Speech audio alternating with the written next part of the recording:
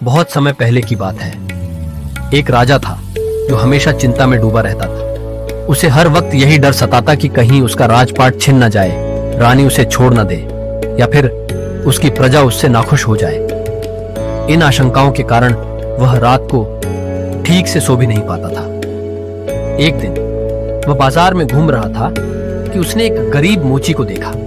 उस मोची के कपड़े फटे हुए थे, शरीर बहुत दुबला था, लेकिन उसका चेहरा मुस्कान से खिला हुआ था। राजा सोच में पड़ गया, इतनी गरीबी में भी ये आदमी इतना खुश कैसे है?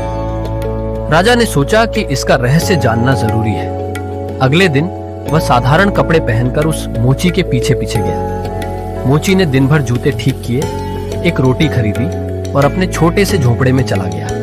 राजा ने दरवाजा खटखटाया और कहा, भाई, क्या एक भूखे इंसान को कुछ खाने को मिलेगा? मोची मुस्कुराया और बोला, जरूर, आइए। खाने के दौरान राजा ने पूछा, तुम इतने खुश क्यों रहते हो?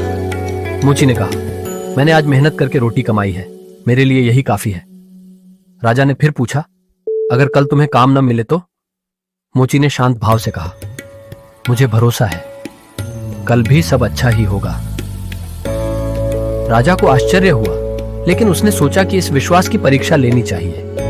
अगले दिन राजा ने आदेश दिया कि कोई भी अब जूते मरम्मत नहीं कराएगा, सबको नए जूते ही खरीदने होंगे। मोची को यह खबर मिली तो वह थोड़ा चौंका, लेकिन परेशान नहीं हुआ। उसी दिन उसने एक बूढ़ी महिला को देखा जो कुएं से पानी भरने में कठिनाई महसूस कर रही थी।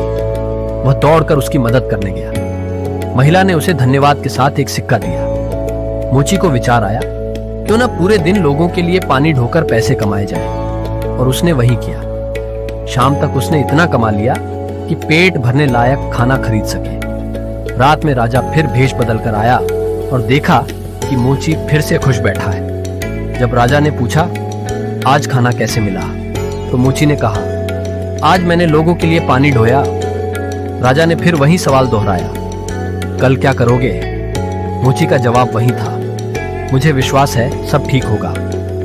अगले दिन राजा ने फिर नया नियम बना दिया, अब कोई भी पैसे लेकर पानी नहीं ढो सकता। मोची थोड़ा हैरान हुआ, लेकिन उसने देखा कि कुछ लोग जंगल से लकड़ियां ला रहे हैं। वह भी लकड़ी ढोने में लग गया और फिर से अपनी मेहनत से भोजन जुटा लिया। रात में जब राजा फिर आया तो मोची ने बताया, आज लकड़ियां उठाकर खाना जुटाया है।